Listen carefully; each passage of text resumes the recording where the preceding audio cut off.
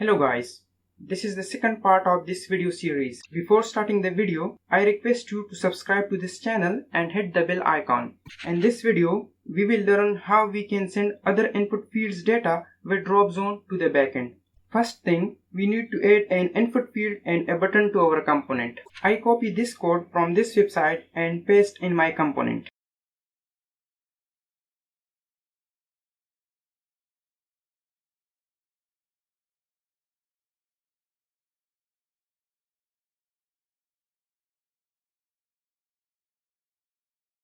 Let's bind this input field with a variable and declare it.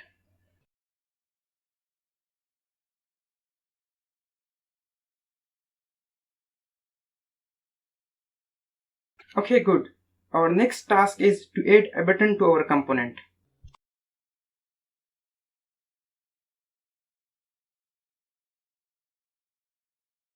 This button is attached with greet method on click event. I just changed the name of the method and define it.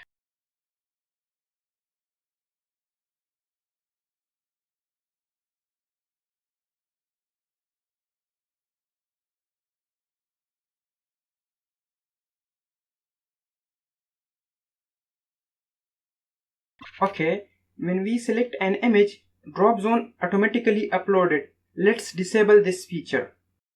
When a user clicks on the button, we need to enable uploading, which we disabled just now.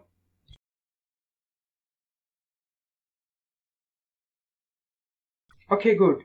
Our last step is attach the input field's data with the Dropzone as it sends. For this, Vue Dropzone provides us an event. Let's use it.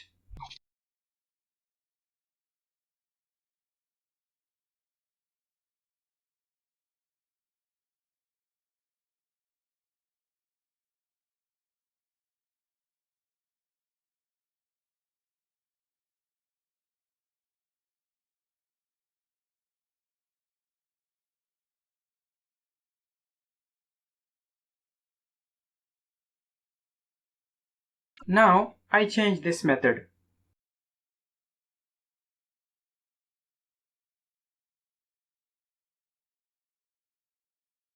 The link of this page is available in the description of this video.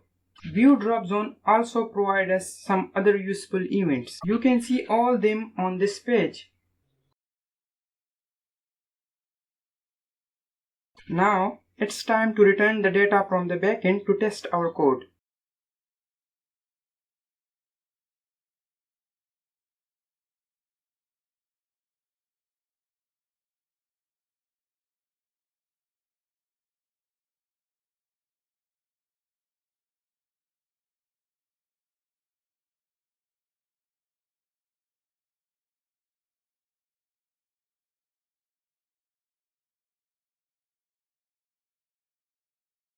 As you can see, our code is working. Laravel received the data from the front end and returned.